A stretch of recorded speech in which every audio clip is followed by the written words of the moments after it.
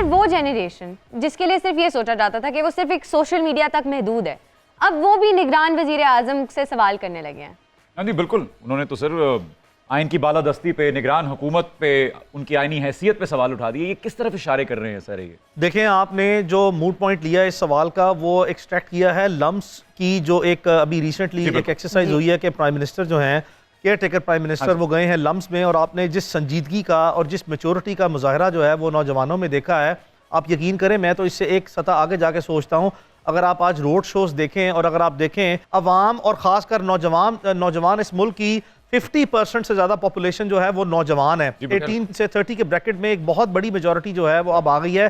तो आप ये एक अच्छे पाकिस्तान के मुस्तकबिल की नवीद है, और ये वो लोग हैं जिनको आप कतई तौर पर भी लालच के साथ जो है वो अट्रैक्ट करके अपनी मर्जी की स्टेटमेंट्स या अपनी मर्जी का जो नैरेटिव है वो नहीं बना सकेंगे।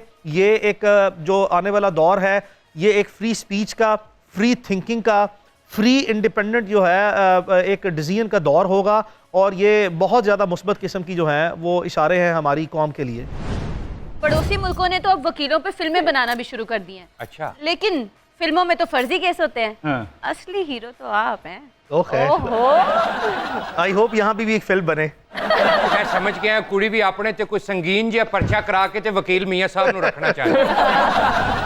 मेरी एक बतौर वकील एक बड़ा चैलेंजिंग किस्म का टाइम होता है कि आपके ऊपर 240 मिलियन लोग हैं इस मुल्क के जिनकी एक्सपेक्टेशन है, और वो जानना चाहते हैं कि जो इसके पसे पर्दा हालात हैं और हकायक हैं जो आपको सामने नज़र आ रहे हैं उसके अलावा क्या हैं। लेकिन मेरे पर एक पाबंदी है पेशा वराना तौर पर कि मैं अपनी प्रोफेशनल एथिक्स को और अपनी प्रोफेशनल इंटेग्रिटी को कॉम्प्रोमाइज़ नहीं कर सकता।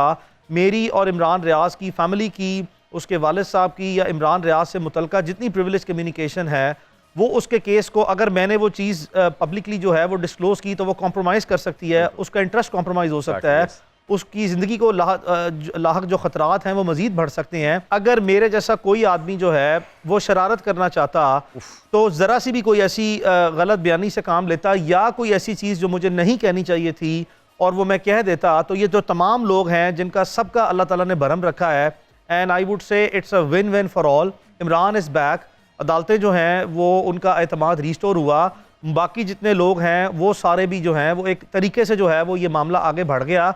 तो इस तरह की जो आउटकम है इट वाज ओनली पॉसिबल अगर मैं इंतहाई सब्र, मामला फहमी और बर्दाश्त के साथ इसको लेके चलता, जिसकी वजह से आज ये इस तरह की एक ऐसी आउटपुट और ऐसी आउटकम आई है कि हमें एक अच्छा दिन जो है और अच्छे हालात जो है वो देखने को नसीब हुए हैं। बट वो जो दबाव के लम्हात हैं उसमें एक न्यूमरस नंबर ऑफ जो आपके सोर्सेज हैं या जो न्यूमरस नंबर ऑफ वेज जो हैं, यानी कि मुख्तलिफ तरीक़ेकार से आप एक सर्टन फॉर्म ऑफ हरासमेंट जो है वो फेस करते हैं, आप इंटिमिडेट होते हैं उस थ्रेटनिंग सिचुएशन से। लेकिन उसके बावजूद जो है एक प्रोफेशनल लॉयर है, उसकी बेसिक रिस्पॉन्सिबिलिटी ये है और उसके बेसिक फीचर्स ये होते हैं कि वो ईमानदार होने के साथ, काबिल होने के साथ, उसकी जो दिलेरी है, उसकी जो करेज है, that is the core feature of any professional lawyer. तो अल्लाह ताला ने ही बिर जो है वो बहुत ज़्यादा मदद की है। कंज्यूमर बेचारे दे हाथ कख भी नहीं आंदा ते कंपनियां धड़ाधड़ चली जा रही हैं। पॉइंट। वैसे कितने जुल्म की बात है, नेटवर्क आता नहीं है, कंज्यूमर्स पागल होते रहते हैं, लेकिन कंपनीज चल रही हैं। 1.5 लाख का मोबाइल खरीदो तो उसके साथ एक हैंड फ्री भी नहीं मिलती, और ऐसा सिर्फ पाकिस्तान में हो रहा है, लेकिन कंपनीज फिर भी चल रही हैं। क्या कहने। लेकिन मेरे मोबाइल चिट्ठे बिल्कुल सिग्नल सही आउंदे ने, मतलब मैं खंबे दे कोल सौनी है।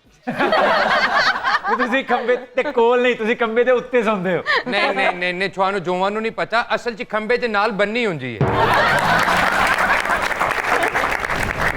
साहब, एक ताज़ा सर्वे के मुताबिक सियासी असीर और उसके ज़ेरे आताब जो पार्टी है उसकी मकबूलियत में 97% इजाफा हो चुका है। आपको क्या लगता है कि मुक्तदर हलकों को बाहें खोलकर जादू की जफ्फी डाल लेनी चाहिए? देखिए, बात यह है कि मुल्क में आपने ये जो आपकी पॉलिटिकल इंस्टेबिलिटी है ना, चाहे पार्टी ए के साथ हो, बी, सी या डी के साथ हो या सबके साथ हो, जिस वक्त भी मुल्क में पॉलिटिकल इंस्टेबिलिटी आती है तो उसका बराह रास्त जो असर है वो आपकी कौम पर पड़ता है, आवाम पे पड़ता है कि उससे इकोनॉमिक इंस्टेबिलिटी जो है वो भी साथ आती है।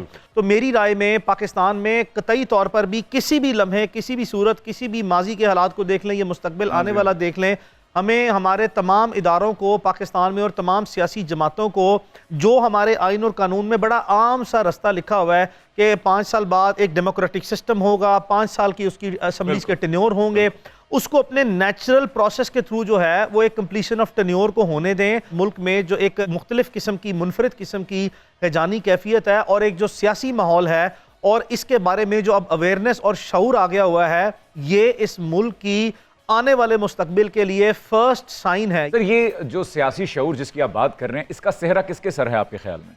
देखें, इसमें डिफरेंट इंडिकेटर्स हैं। एक तो मैं लाजमी तौर पर I have absolutely nothing to hide और शायद खान साहब जो हैं वो एक सियासी रहनुमा इस तरीके से उभर के पाकिस्तान में सामने आए हैं कि नौजवान नस्ल को अपने बच्चों की तरह जो हैं और कौम के बच्चों की तरह समझ के छोटी छोटी बात पे लेक्चर देना, मेरी राय में अगर किसी सियासी जमात के किसी सरबराह को इस चीज़ का सेहरा जाता है तो वो खान साहब के सर पर जाता है।